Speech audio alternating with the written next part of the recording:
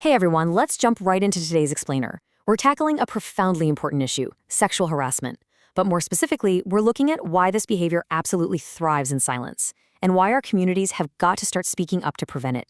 We're going to dissect what harassment actually looks like, break down some major misconceptions, and most importantly, give you some highly actionable ways to protect the people around you. So, what actually happens when a community just stays quiet? I really want you to hold that question in your mind as we go through this, because the absolute core focus of our time today is the urgent need for all of us to speak up instead of looking the other way. You see, silence is the exact environment where harassment grows, and breaking that silence, that is our single most powerful tool for prevention. Okay, let's dive into our roadmap for today. We'll be covering the reality of harassment, understanding true consent, the danger of silence, speaking up and taking action, and finally, building a culture of respect. Kicking things off with Section 1, the reality of harassment. Before we can prevent something, we have to know exactly what it is, right?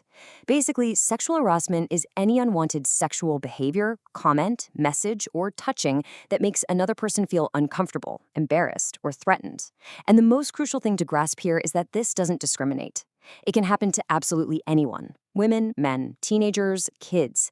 And it pops up everywhere: work, school, church, online, or sadly, even right inside our own families.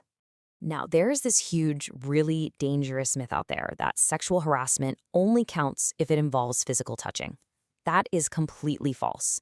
The reality is that words, messages, pictures, gestures, and online behavior all count. We're talking about sexual jokes, weird comments about someone's body, repeatedly pestering someone for a date after they've clearly said no, or using your position to pressure someone. It is so much broader than most people realize. Moving right along to Section 2, Understanding True Consent. You honestly can't understand harassment without understanding healthy boundaries, which brings us to a literally game-changing word: consent. True consent means a person freely agrees to something. It has to be incredibly clear, and it has to be 100% voluntary. There's no gray area. If someone says no, that answer has to be respected immediately, no questions asked. So the flip side of that is understanding what does not mean yes. We've got to dispel these assumptions right now. You know what doesn't mean yes? Silence. If someone is completely frozen in fear, that fear doesn't mean yes. And if someone is just caving under pressure from an authority figure, that pressure absolutely does not mean yes. A lack of fighting back is never, ever an invitation. Honestly, this simple little phrase right here is exactly what we need to be drilling into our young people. It's rhythmic, it's punchy, and it's incredibly powerful. No means no. Stop means stop. Respect people's boundaries. It really is just that straightforward. If we can hardwire this basic respect for boundaries early on, we can stop a ton of harmful behavior before it even gets off the ground. Which leads us to Section 3 and the emotional core of this explainer: the danger of silence. Listen to me on this one. Protecting the reputation of a community should literally never be more important than protecting a human being from harm, period. Victims are often completely terrified to speak up because they think people are going to shame them or simply not believe them. They worry about ruining their family's reputation or stirring up drama. And yeah, sometimes community leaders actually sweep things under the rug because the accused person is powerful. We have to absolutely shatter that mindset. A person's safety always, always supersedes public image. You know what breaks my heart? When someone finally scrapes together the courage to speak up and they get hit with, "Well, why did you go there?" or "What were you wearing?" This is textbook victim blaming. It takes the responsibility completely off the abuser and dumps it right onto the person who was hurt. When we react like that, we are basically telling every other victim in our community to just keep their mouths shut. Instead, we need to completely flip the script. Our absolute first response has to be to just listen. We should be saying, "Thank you for telling me. I'm listening. How can we help you?" This right here, this is how you break the cycle of silence, by proving that when people speak up, they're going to be met with total support, not suspicion. Okay, so how do we actually fix this?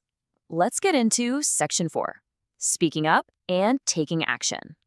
We've got 6 concrete steps for prevention, like a community toolkit. First, education. Teach kids that their bodies belong to them. Second, communication. Make it safe to have tough conversations. Third, leadership. Leaders have to set clear rules and take complaints seriously, no matter who is involved. Fourth, stop victim blaming, like we just talked about. Fifth, Speak up when you see something shady. And lastly, social media responsibility. Teach people not to pressure others for private pictures or share them without permission. Let's zoom in on communication for a sec.